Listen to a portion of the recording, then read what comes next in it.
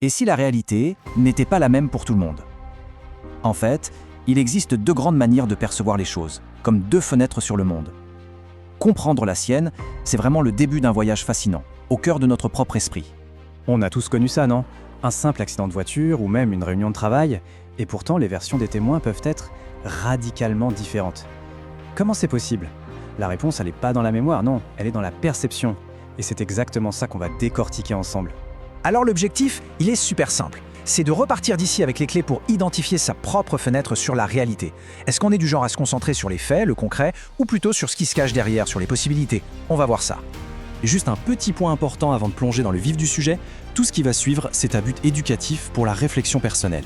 Évidemment, pour toute question médicale ou psychologique, il faut absolument se tourner vers un professionnel qualifié. C'est essentiel. Allez, c'est parti, on plonge dans le vif du sujet. Pour bien comprendre comment on perçoit le monde, il faut d'abord jeter un œil aux outils que notre esprit utilise. Et tout commence avec un concept que Carl Jung a appelé les fonctions de perception pure. Alors attention, le mot irrationnel ici, il peut faire un peu peur. Mais dans ce contexte, ça ne veut pas du tout dire illogique ou fou, pas du tout. Ça veut dire sans jugement. Pensez-y comme des capteurs bruts. Ces fonctions, elles ne se demandent pas si une info est bonne ou mauvaise, juste ou fausse. Non, elles se contentent de l'absorber, c'est tout. Et c'est super important de bien faire la différence. D'un côté, on a la perception, c'est-à-dire la sensation et l'intuition. C'est un peu la porte d'entrée de l'information. C'est la question « qu'est-ce que je vois ?» Et de l'autre côté, on a le jugement, la pensée et le sentiment.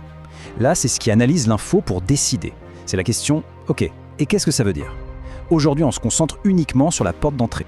Bon, commençons avec la première de ces deux fonctions, la sensation. C'est, on va dire, la plus concrète, la plus directe. Alors la sensation, c'est quoi exactement? Eh bien, c'est tout simple. C'est notre capacité à capter la réalité, directement avec nos 5 sens. La vue, l'ouïe, le toucher, le goût, l'odorat. Voilà. C'est la perception à l'état brut des faits, du monde physique. La sensation, elle est vraiment ancrée dans l'instant présent, dans l'ici et maintenant.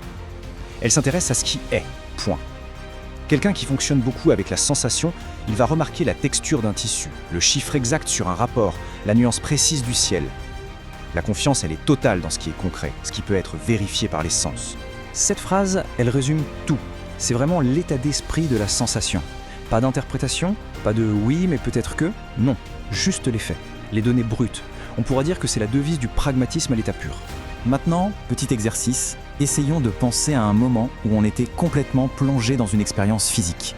Un repas mémorable, une balade en forêt, ou même un truc tout bête comme tenir une tasse de café bien chaude. Quels détails sensoriels reviennent?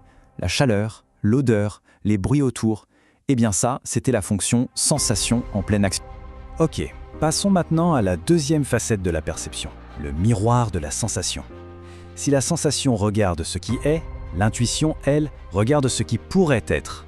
Alors, l'intuition, c'est un peu plus mystérieux, c'est vrai. C'est cette fameuse petite voix, ce feeling, ce pressentiment qu'on a tous déjà eu. L'information, elle ne vient pas directement des 5 sens. Non, elle semble émerger de nulle part, de l'inconscient.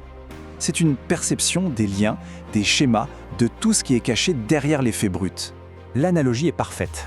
Là où la sensation voit les arbres, l'intuition, elle, voit la forêt. Et surtout, elle voit la direction dans laquelle la forêt va grandir. Elle se nourrit des schémas, de l'atmosphère d'une pièce, des non-dits.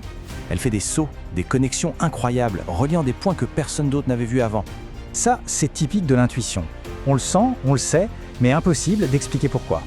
La certitude est totale, mais le chemin logique pour y arriver, il est invisible, comme effacé. C'est une sorte de connaissance qui débarque d'un coup, toute faite sans mode d'emploi.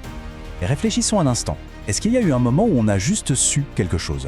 Une révélation sur un projet, un mauvais pressentiment sur une situation ou une personne, sans pouvoir mettre des mots dessus? Eh bien ça, c'était l'intuition qui s'exprimait, qui offrait la conclusion sans montrer le calcul. Bon, c'est bien beau tout ça, mais concrètement, on en fait quoi? On a vu ces deux lentilles sur le monde, comment on les utilise? Parce que l'idée, ce n'est pas d'être l'un ou l'autre. Le but du jeu, c'est de savoir jongler avec les deux. Voici un petit plan d'action en 3 étapes très simples. D'abord, identifier. Dans la vie de tous les jours, sur quoi se porte l'attention en premier? Les faits ou les possibilités? Ensuite, pratiquer. 5 minutes par jour, on engage consciemment l'autre fonction. Si on est plutôt intuitif, on se concentre à fond sur les détails d'un objet. Si on est plutôt concret, on brainstorm sur tous les futurs possibles d'une situation. Et enfin, 3e étape, suivre. On note juste la nouvelle idée, la perspective un peu différente qui est sortie de cet exercice. Et c'est normal si, au début, on se sent un peu gauche. Utiliser sa fonction la moins habituelle, c'est exactement comme essayer d'écrire avec sa mauvaise main. C'est pas naturel. Mais la clé, c'est de se souvenir que c'est un muscle. Ce n'est pas une étiquette qu'on a à vie. Ça se travaille, ça se renforce. Et c'est là que réside le véritable pouvoir. En devenant à l'aise avec la sensation et l'intuition, il n'y a plus besoin de choisir entre les détails en ultra haute définition et la grande vue d'ensemble. On peut avoir les deux. Et ça donne une compréhension de la réalité qui est tellement plus riche, tellement plus complète. Alors, pour finir, une petite question à se poser. Quelle lentille serait la plus intéressante à entraîner en premier cette semaine? Celle des détails concrets ou celle des possibilités cachées? Après tout, l'exploration de notre propre perception, c'est un voyage qui ne s'arrête jamais. Et il peut commencer dès maintenant.